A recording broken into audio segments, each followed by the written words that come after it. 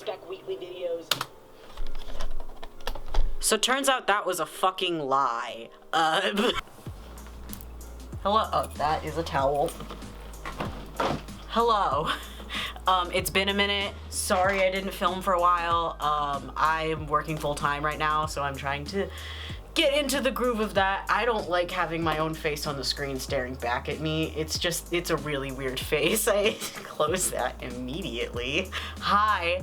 Also, really quick sidebar, this necklace I'm wearing, not the snake one, but this one with the key. The last time I wore it, it turned my neck green, which was really weird because it's never done that before. And I'm just really hoping it doesn't do it again because I have to go to work after filming this. And if my neck's fucking green for work, that's gonna be embarrassing. Ooh. Hi, I wanted to vlog. I actually have a video prepared today. Surprise, surprise. If I can get my notes app open. That is my groceries list. I didn't get pesto, shit. As of August this year, it has been officially 1 year since I've moved out of my childhood home. Moving out was definitely a challenge at first, and I've definitely learned a lot from it. So as y'all can tell by the title of this video, these are some things I've some things I've learned since I've moved out. Also, I just want to preface that a lot of these are very, very not personalized, I think is more the word, or specific to me.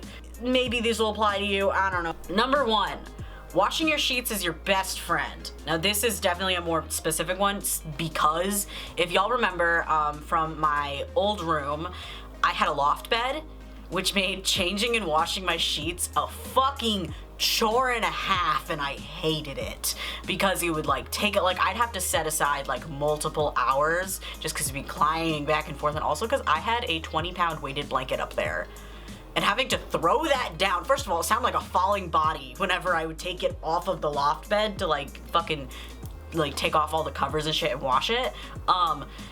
But yeah, so I hated it for a while. Moved down here, have like a regular bed. I wash my sheets like basically weekly, unless I'm lazy, then it's like every 2 weeks, but like you didn't hear that from me. Who said that? Who said that? Like being able to just have clean sheets all the time is so nice, but also I'm very privileged in the fact that we have a washer and dryer in unit. If you have a washer and dryer in unit, abuse that privilege, because why the fuck use it? Hello? Next thing I've learned, this is actually connected more to a larger thing of learning how to budget.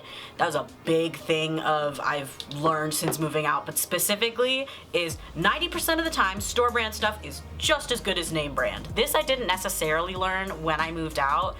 I actually first learned this when I was in high school working at a grocery store because we had this 60-cent boxes of like our store brand mac and cheese. So fucking good. It was just as good as like, cause I'm a Kraft bitch, cause I'm a cheap whore. You know, I got into fights with kids, not fights, but arguments with kids about whether or not Annie's or Kraft was better. I'm a Kraft bitch, like I said, it's so much better. Annie's can fuck off. Get out, I don't like it, I'm sorry. Even better than that, the fucking 60-cent boxes of mac and cheese were my favorite thing. My mom never understood why, because she's like, why don't you just get the name brand? But also, it's exactly the same.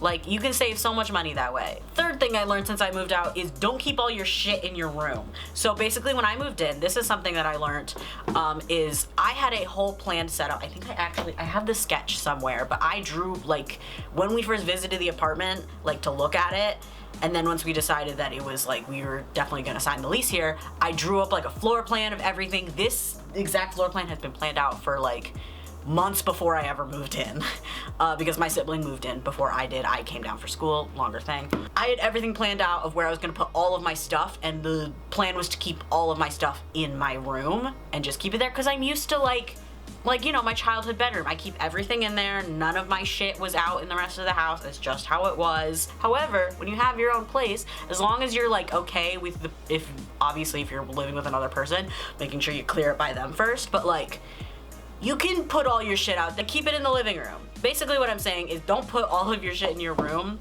Have some of it in like a shared space. Also, share your things. Me and my sibling have a joint crafting table. It's lovely. Making a like solid communal space is so important and also can help you and your roommate as roommates. It helped me and my sibling a lot, because when we first moved in, we didn't have anything. It was a really sad living room, so we were both kind of isolated from each other. But once we started both like putting our shit in there, and also like both like investing in different things for like making it like a real space. This actually leads into the next 2 points I have of the fourth thing I learned is to not worry about building a space all at once. When you move in, don't feel pressured because it's like isn't your dream space immediately. The space will build itself over time. Like, we have just gotten to a point where we're like starting to be really happy with like the like layout and how everything looks in the apartment, but we still have a lot of plans. And we've been living here for over a year. Like, it took that long to put it all together. So like, don't worry about like trying to put it all together and make everything look put together at once. It is a work in progress. Also, putting everything together all at once is crazy expensive. Don't fucking do that to yourself, because you might put everything up now and then think that you hate it, and it's like, well, you just spent all this money on this and you don't even like the space you're in, so like, what the fuck? See, wait until like you can figure out who you are in the space and how you want to decorate, which leads into my next point. I am a goddamn segue master. One of the things that I definitely learned moving in, and specifically like trying to make a comfortable space for myself, is to make sure that the space that you are creating in your apartment or in your own like living space is something you want to be in, and don't be ashamed of like making it something else, because it's specifically idea is like, I am an adult now, but I was first very embarrassed about decorating my room because a lot of my stuff is a bit more on the childish side. Like, I have like my fucking anime posters and shit, and it's very bright colors and stuff, and I was in my gaming setup covered in stickers, but I was embarrassed about it at first. But really, there's no need to be embarrassed about it, because the thing is, the only person it really matters to is you and the other people you're living with. Like, as long as you guys are happy and comfortable in that space and you feel like this space represents you, then it's perfect. You don't need to change anything to try and look more adult. It's stupid. Like, EJ and I in our crafting corner, first of all, the fact that we have a crafting corner is bit toddler-esque in itself. Like, it's kind of a kindergarten corner. I love it. But we're planning on putting several disco balls in that corner for fun. The only person who's gonna tell you no on decorating is your landlord. But the thing is, if your landlord, if they have to tell you no about decorating on something, it's probably because you're trying to paint the wall or screw something into the ceiling, and you know what? That's fair. Or just don't tell your landlord and buy paint of the same color, you know? There's options. So the next one is very specific, but it is a hard lesson I learned moving out, is, you know, when you buy your own groceries and shit, you really start to get a better grasp on, like, you know, buying food for yourself, trying to plan meals. And one of the most important things I've learned for myself is a snack is not a meal, and a meal is not a snack. Let me give you an example. Chips and salsa, not a meal.